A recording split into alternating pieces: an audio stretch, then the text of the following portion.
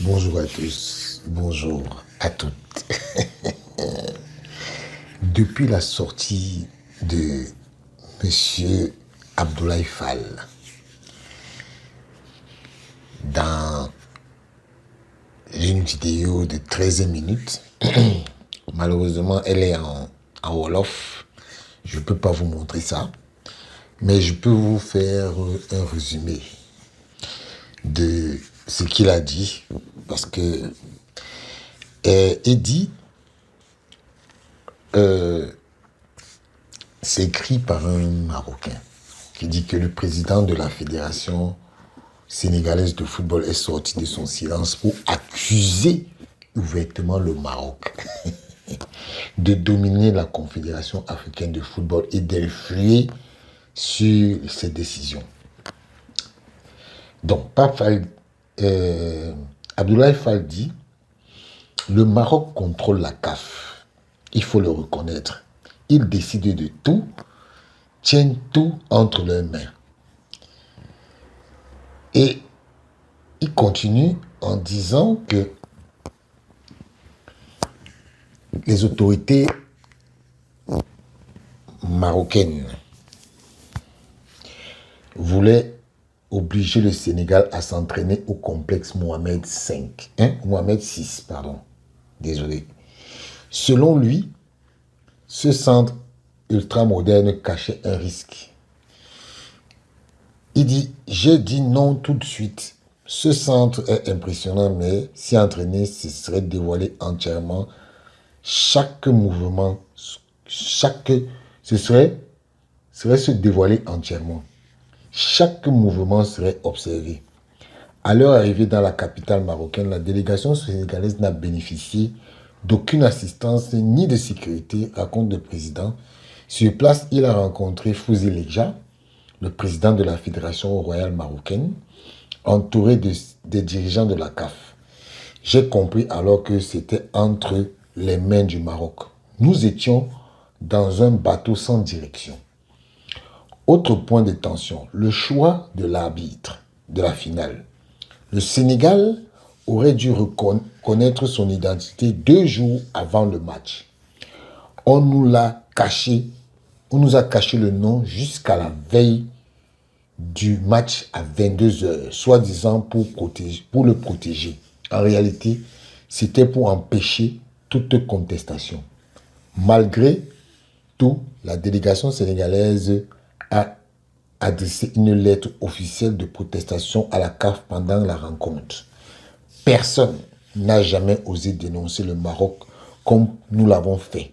Ils ont l'influence, ils dominent la CAF et beaucoup préfèrent se taire. Fouzi Lekja est mon ami, mais il y a des choses qu'on ne peut pas ignorer. Voilà pourquoi je parle aujourd'hui.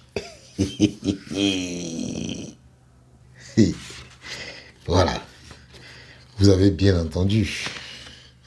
Et comme si Pape Fall avait... Pourquoi je dis je joue Pape Fall? Parce que Pape Fall, c'est mon ami en fait. Abdoulaye Fall a lancé le pavé dans la mare. Et aujourd'hui, il y a un communiqué du communiqué du club des avocats au Maroc relatif aux déclarations du président de la FSF. Je vais d'abord lire, après on va discuter. Et donc, le club des avocats du Maroc exprime sa plus vive réprobation à la suite des déclarations infamantes proférées par le président de la Fédération sénégalaise de football, en accusant de manière péremptoire le royaume du Maroc de manipuler la CAF et d'exercer une influence occulte sur l'organisation du football continental. Ce dirigeant a franchi le seuil de la critique sportive pour s'aventurer sur le terrain de la calomnie institutionnelle.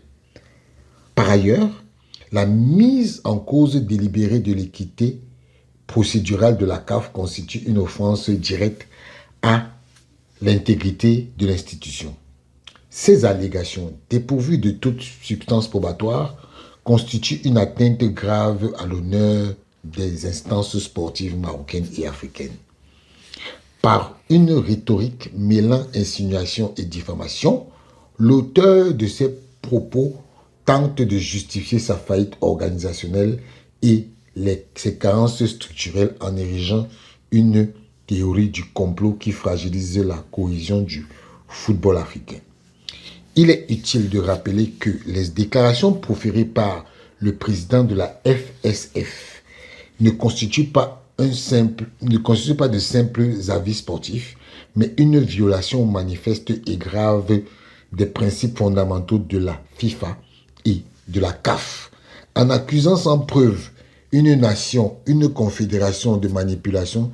Ce dirigeant manque de manière caractérisée à ses devoirs de neutralité, de loyauté et d'intégrité. Obligations strictes prescrites par les articles 14, 15 et 16 du Code éthique de la FIFA, ainsi que par l'article 82 du Code disciplinaire de la CAF. Sur le plan du droit répressif, ces actes sont juridiquement qualifiés de diffamation et de comportement offensant en vertu de l'article 23 du Code éthique de la FIFA et de l'article 131 du Code disciplinaire de la CAF. Cette disposition sanctionne toute atteinte délibérée à l'image du sport, à l'honneur des institutions, exposant leurs auteurs à des amendes et des interdictions d'activité pouvant s'étendre à plusieurs années. Le Club des avocats du Maroc entend activer la procédure de saisine fondée sur l'article 60 du Code de l'éthique et de l'article 43 du Code disciplinaire, lesquels disposent sans équivoque que toute personne ou autorité peut signaler par écrit aux organes juridictionnels des comportements qu'elle juge contraires au règlement. Une fois le signalement enregistré par le secrétariat respectif, la chambre d'instruction sont habilitées à ouvrir une enquête afin d'analyser les preuves fournies et d'engager des poursuites appropriées. Le club des avocats au Maroc réaffirme avec force qu'aucune frustration sportive, aussi vive soit-elle, ne saurait justifier justifier le sacrifice de la probité des efforts consentis par nos institutions sur l'autel de manœuvres populistes. De la dignité du football marocain ne saurait être impunément bafouée par des sorties médiatiques irresponsables qui nuisent à la fraternité africaine. C'est le club des avocats du Maroc. J'aimerais savoir, qu'est-ce que le club des avocats du Maroc vient chercher dans une affaire de football?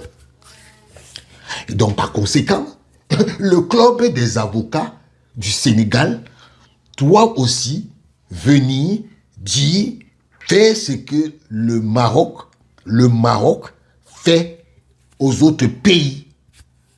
Oui, il faut qu'on arrête ça. Vos histoires que vous faites là, gardez ça pour vous. Laissez les affaires du football entre les mains des footballeurs.